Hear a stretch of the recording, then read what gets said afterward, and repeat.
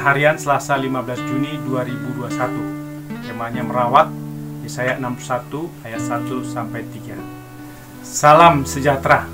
Semoga kuasa Roh Kudus dan berkat Tuhan memampukan kita untuk bersaksi, berdiakonia dengan menolong orang miskin, merawat orang yang hatinya remuk, orang yang dalam tahanan, dan menghibur orang berduka seperti dinyatakan dalam Yesaya 61 ayat 1. Roh Tuhan Allah ada padaku, oleh karena Tuhan telah mengurapi aku.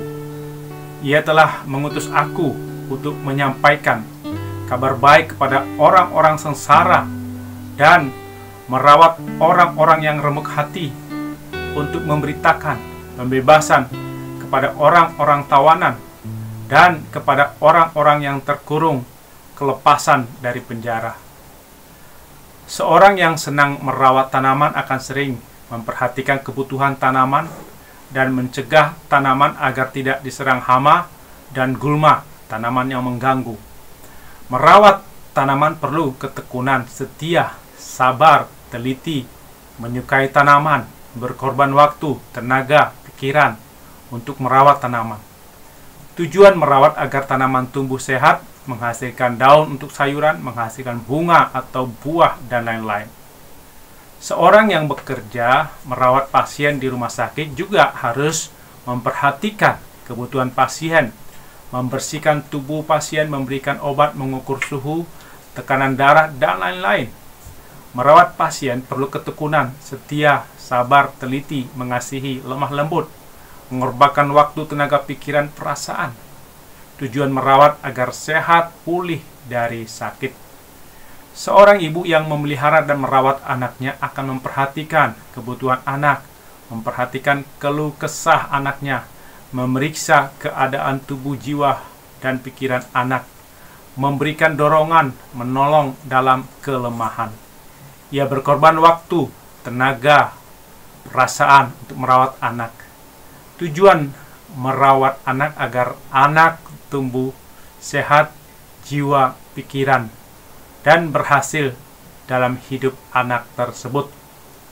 Allah terus bekerja memelihara, merawat hidup manusia dan dunia serta makhluk hidup lainnya. Allah mencukupkan makanan, minuman, kebutuhan fisik manusia, kebutuhan jiwa manusia.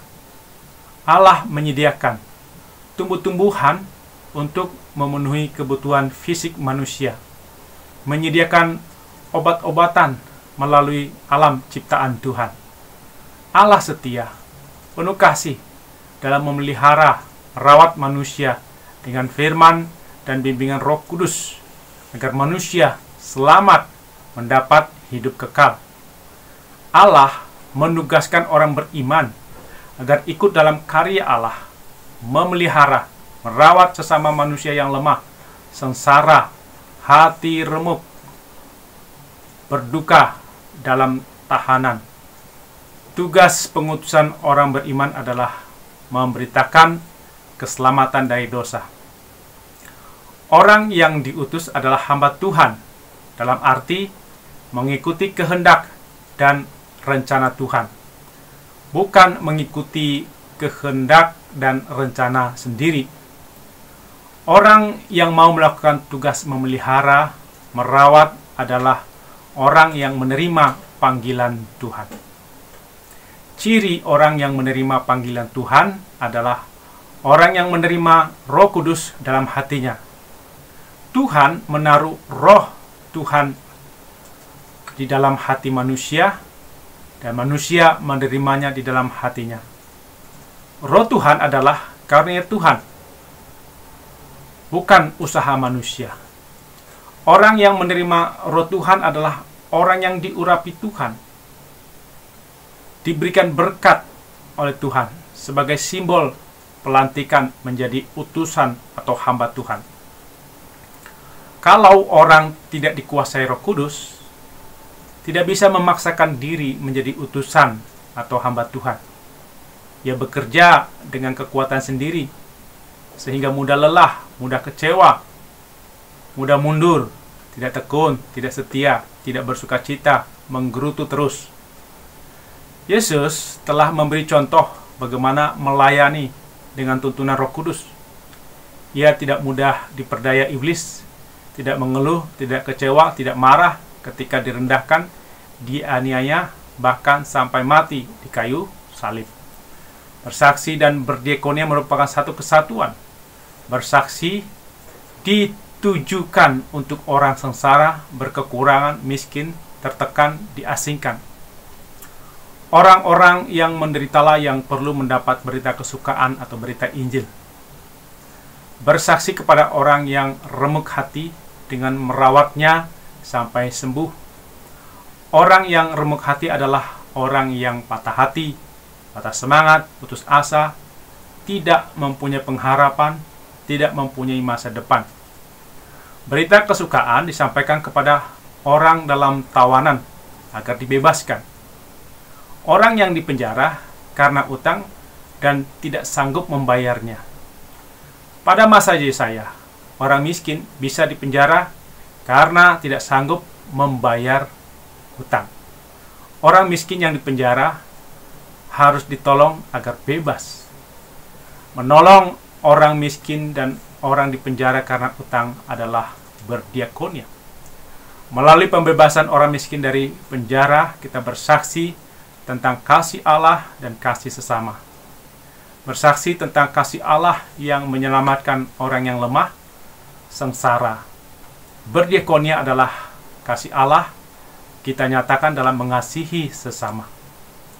Penghapusan utang bagi orang miskin adalah tahun rahmat Tuhan.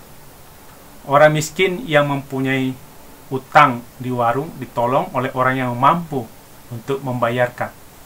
Seorang Bapak P memberikan uang kepada pemilik warung makan sejumlah uang setiap bulan untuk biaya makan beberapa orang miskin yang dilihat Bapak P.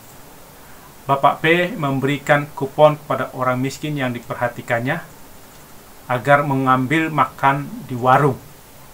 Bapak P membebaskan orang miskin dari utang karena tidak sanggup bayar makanan. Pemerintah juga memberikan bantuan sosial pada orang miskin. Ini juga merupakan pembebasan utang orang miskin di warung makan atau warung kebutuhan sehari-hari. Pembebasan utang orang miskin terus diperjuangkan. Jangan sampai pembebasan utang diberikan kepada orang yang mampu dan bergaya hidup berlebihan, melebihi kemampuan. Tugas berdiakonia adalah merawat dengan cara mencari orang miskin yang pantas dibebaskan dari utang sesuai kriteria yang ada. Masa kini, ada orang berutang bukan karena miskin, tapi karena gaya hidup yang berlebihan, merawat keinginan daging. Roma 13 ayat 14. Menggunakan kartu kredit atau pinjaman bank untuk membayar keinginan daging dan di luar kemampuan pemasukan. Akibatnya, tagihan kartu kredit pinjaman bank membengkak, tidak ada uang untuk membayar. Akibatnya aset atau rumah disita bank. Orang seperti ini perlu menyesali dosa dari keinginan daging. Tuhan Yesus akan mengampuni dan memperbaharui agar hidup tidak mengikuti keinginan daging, tapi hidup secukupnya menurut firman Tuhan, bukan menurut diri sendiri. Menghibur orang yang berduka adalah kegiatan diakonia. Orang yang berduka karena kehilangan orang yang dikasihi. Duka juga dirasakan orang yang hina, miskin, sengsara, mandul, pengangguran, bukan karena tidak mau bekerja. Orang ini perlu ditolong, dirawat, sehingga mendapat penghiburan dari Tuhan. Penghiburan yang membuat hidup bersemangat, berjuang terus. Orang yang berkabung termasuk orang yang menyesali kelemahan, kekurangan, dan bangkit dari kelemahan, kekurangan, serta dosa-dosa. Berdiakonia seperti yang dilakukan oleh orang Samaria yang baik hati. Lukas 10 ayat 33-35.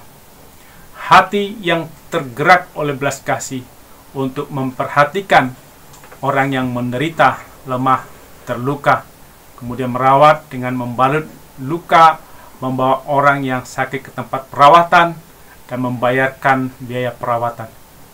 berdiakonia dengan memelihara, merawat, jika kita menanti dan menerima Roh Kudus dalam hati. Ketika orang berduka, kita yakin Tuhan dekat, Tuhan pelindung. Tuhan pelindung orang yang penat. Tuhan membesarkan dan meneguhkan hati kita. Dalam kemelut hidup, kasih Tuhan tidak berkurang. Bagi orang yang miskin, Tuhan tidak lelah merawat orang yang merintih. Tuhan mengangkat yang lemah, seperti ungkapan KJ 88 ayat 4. Hai mari fakir miskin, Rajamu tak lelah merawat yang merintih, mengangkat yang rendah. Kembang dan burung pun diberinya sandang pangan, seluruh kerajaan kekal warisanmu. Amin. Mari kita berdoa. Ya Tuhan, kiranya Roh Kudus menguasai hati, jiwa, pikiran kami, menuntun kami dalam memperhatikan, merawat, menghibur sesama kami yang lemah, menderita, miskin, remuk hati, berduka, agar hidup mereka kembali bangkit bersemangat dalam perjuangan hidup. Kami berdoa dalam Yesus. Amin.